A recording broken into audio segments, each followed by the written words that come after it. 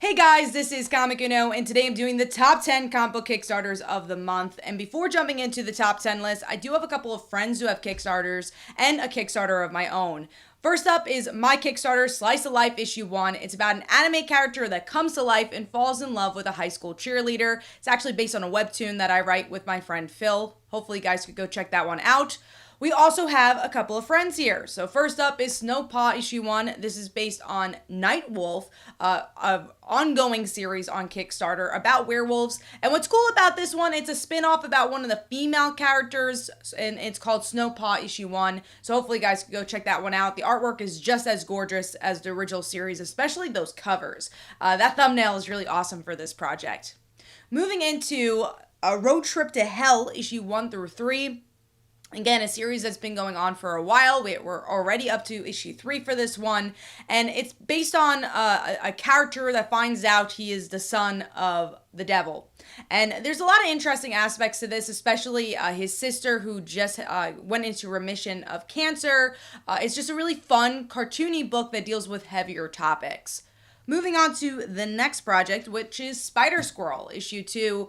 Charlie is just great at making fun projects. This is old school comics, balls to the walls action, beautiful artwork for this one, especially the interiors here. And if you just like fun in your comics, that's exactly what you should do to read this one.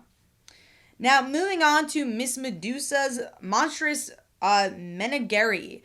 So Unlikely Hero Studios has had a wonderful slate of books, and that is one of the many reasons of why you should back this up. They've had a great score record for what they've been putting out on Kickstarter, including their big flagship book, Super. So go check this one out. I honestly recommend all their projects. Now moving on to the last friend project here. This actually is a project that I'm also involved with. It's Nightmare Theater 2. It's an anthology that focuses on horror stories, and I was very happy to be part of this anthology. I have my own short story that has to do with an actress who is dealing with a stalker, and it's a horror story, it's a monster story, so hopefully you guys could go check that one out. And I'm so excited to see everyone else's stories that are involved in this as well. Clay is such a great creator and did a great job with that first anthology, and so excited for the sequel. Now moving into the top 10. So number 10 this month is Adventures Everywhere, comic book anthology for kids. I feel like in general there's not a lot of kids books in comics, and this is the future. This is what we should be doing in the comic book industry, is getting kids to read comics from a young age so they could grow up to be comic fans. And these are the type of books that are important. And to have short stories, I think that's a good thing. I think a big thing with comics, it's so serialized, it's harder for kids to get into because you do have to read it monthly. So to have these short stories is a great opportunity for kids to get involved. Now, moving into number 9, which is actually also kind of involved with kid comics, it's Fantastic Frights, an all-ages fantasy horror anthology. I feel like there's different genres that tend to be more geared to adults, and we had some 90s shows like Are You Afraid of the Dark and things like that, but there's not a lot of kid content for the genre of horror. It's usually very sexualized or very gory. So to have a book that, again, has to do with short stories for kids to get into comics, especially horror comics, I do think is important. So that is why this is number 9 on my list. Moving on to number 8, speaking of horror, we have ZomCon. So zombies are infecting this Comic-Con, and it's these cosplayers that are the center of the story, and honestly just looks like a lot of fun. It's a cool concept. I like when we get to see comics about Comic-Con and really hopefully embracing the satire of fandom and the experience of Comic-Con. So really excited to see exactly what tone this book will end up being, and the colors looked really bright for this one and just was a fun concept. So moving on to number 7, which is Meow, the Infinite Book 2. The kind of vibe of this brought modern cartoons to the forefront, especially like a She-Ra vibe. It's a princess teaming up with a cat. Honestly, what really brought me interested in this book is the art style. I just really liked how animated it looked. It looked like it's a cartoon for television. So that is why that is number 7.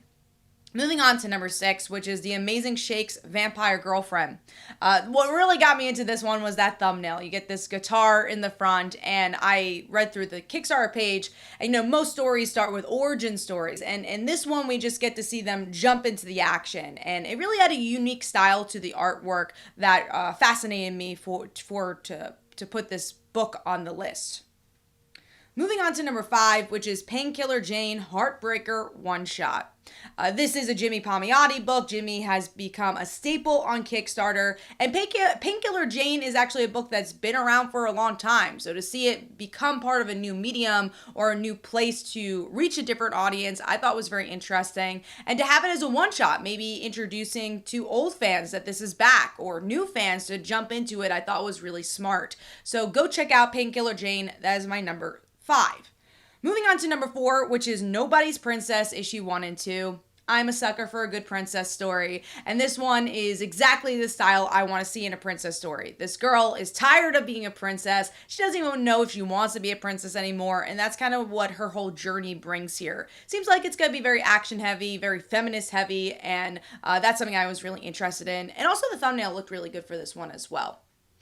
Moving on to number 3, which is WEBTOON, and I like werewolf stories. There's actually a couple of werewolf stories on this list. Maybe there's a lot of werewolf campaigns because we're heading into Halloween, but I was happy to see so many. I'm also a fan of this creative team. I find it so interesting that both Colin and Jackson, they write together. They are co-writers. They work on a lot of books together. You don't really get to see that as much in comics. You get to see it every once in a while, but it's cool to kind of take a setting from, maybe like a TV writing room and bring it into comics and have two people's heads get into a story. And I've really enjoyed their stories from DC to Marvel Comics, and I'm glad that they're tackling independent book. I really love their Joyrides book from a while back at Boom Studios. So I'm interested to see what this is going to bring. Moving on to number 2, which is Long Exposure, Volume 1. Now, this has a lot of interesting topics here. So first of all, it's a queer book, so that already got me interested in it, but it also has to do with a bully and a nerd character who end up, the nerd I guess gets the superpowers, one of them gets superpowers, and they end up falling in love. So there's so many like little twists and turns in that little log line where I'm like, oh, okay, this is really cool. The art style looked really interesting for this one, so it was totally up my alley. So that is why it's number 2. Moving on to number 1, it's actually a book I've been following for a while, and as How to Be a Werewolf Book 1. This is a webcomic, so you could read it for free as well. But this is the collection of the book. It's about this girl who, it comes from a normal family, became a werewolf when she was young, can't really relate to other people about her werewolfness because her other family members are not werewolves, and then meets up with a pack and gets to learn more about the mythology of being a werewolf and finding more self-confidence with it.